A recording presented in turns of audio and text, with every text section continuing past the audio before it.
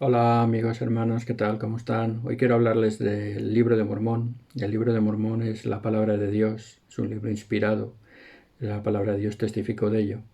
Sin embargo, ha sido un libro muy cuestionado desde el principio, puesto que como palabra de Dios siempre ha removido muchas conciencias y ha causado mucha oposición de parte del resto de los cristianos que consideran que no lo es en absoluto, ¿no?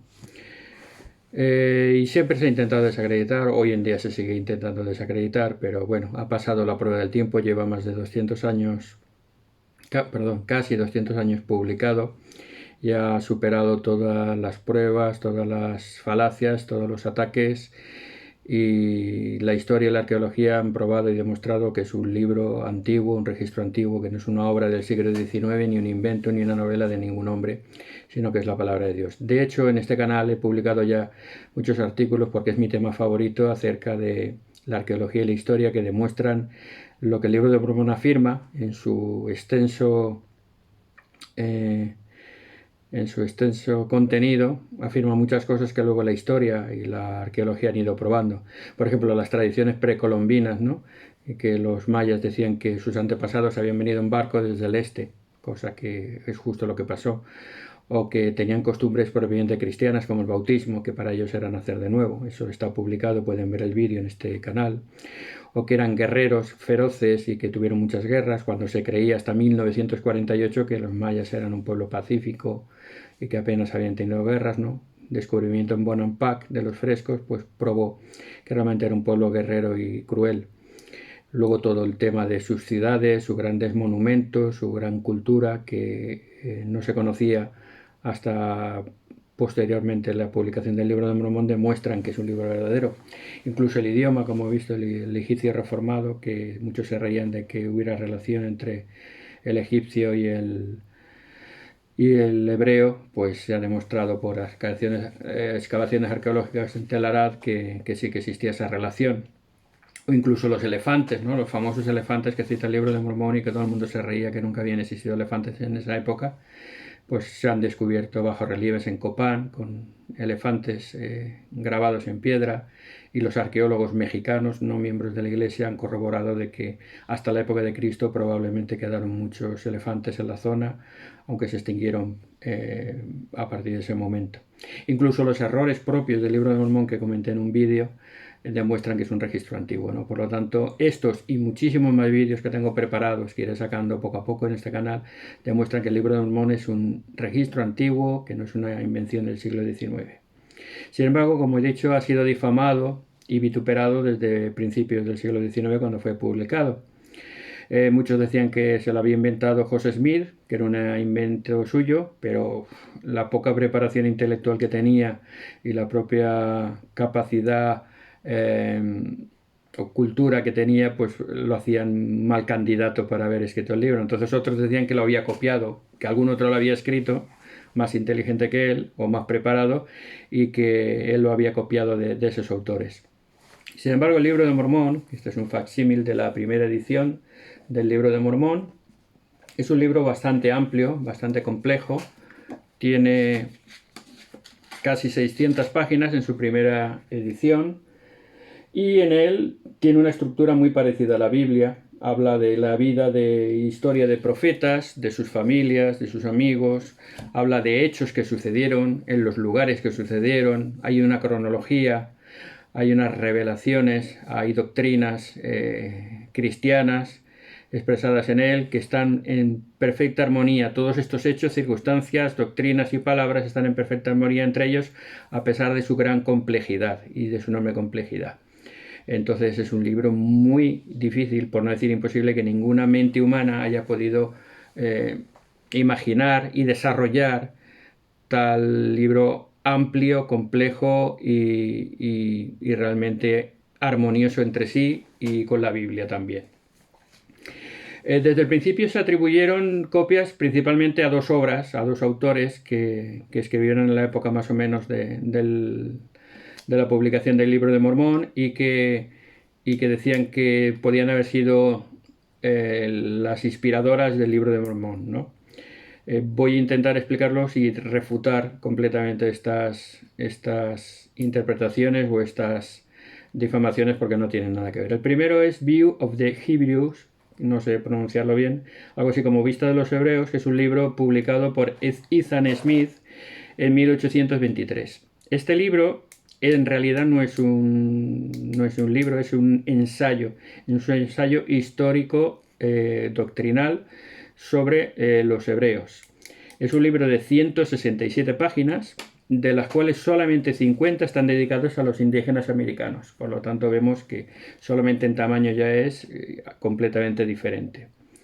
Este libro, en realidad, como he dicho, es un ensayo. Es un ensayo de un autor cristiano en el cual narra al principio la destrucción de Judea por los romanos, el asedio de Jerusalén, la derrota de Masada, y lo relaciona con profecías de Isaías y del Apocalipsis, y habla del regreso de Cristo.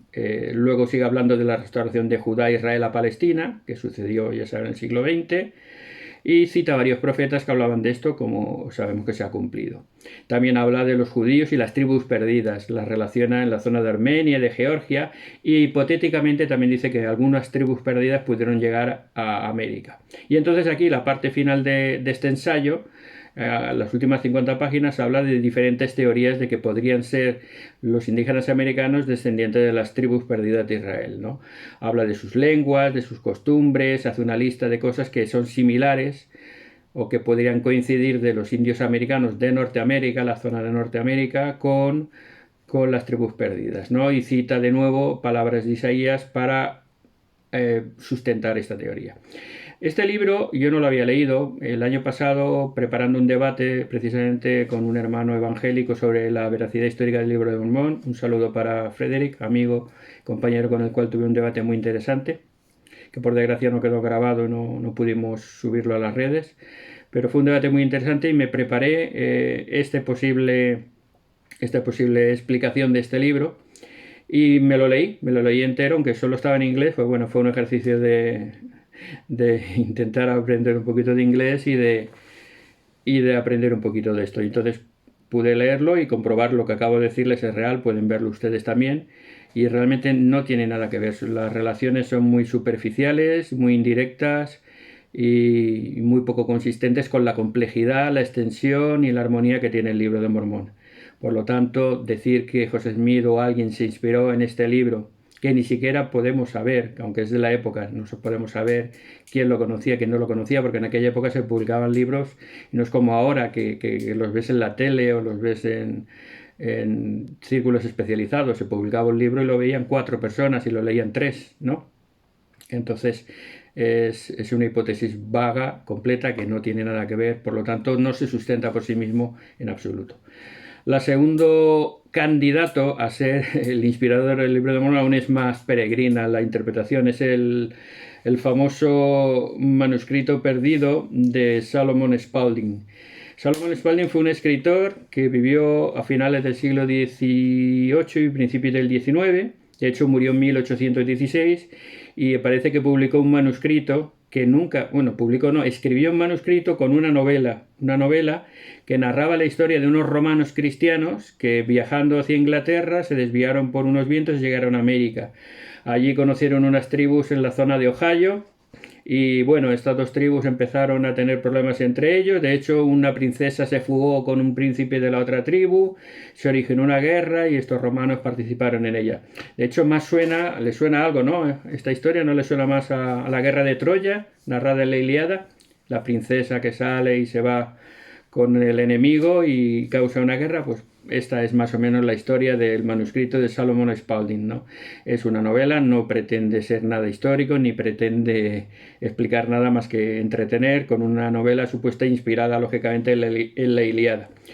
De hecho, tampoco nunca sabemos que fuera publicada, no hay ningún escrito. Ese famoso manuscrito, hubo un apóstata de la Iglesia que en 1833 convenció a algunas personas para que testificaran de que José Smith se había inspirado en ese manuscrito para escribir el Libro de Mormón, pero nunca lo pudieron probar ni nunca se demostró. De hecho, ese manuscrito se perdió, por eso se llama manuscrito perdido, y hasta 1884, que lo encontró una persona y lo donó a la Universidad de Ohio, no fue conocido por el público. Nadie pretendió publicarlo y nadie pretendió nunca demostrar nada. De hecho, yo creo que más que nada es que era más el daño teórico que podía hacer al Libro de Mormón solamente el rumor o la posibilidad de que fuera copiado el Libro de Mormón de ahí que luego verlo, porque la Iglesia sí que lo publicó en 1886 para que se viera que no tenía nada que ver, que era una novela de romanos, que no tenía absolutamente nada que ver con el Libro de Mormón. Y simplemente era eso.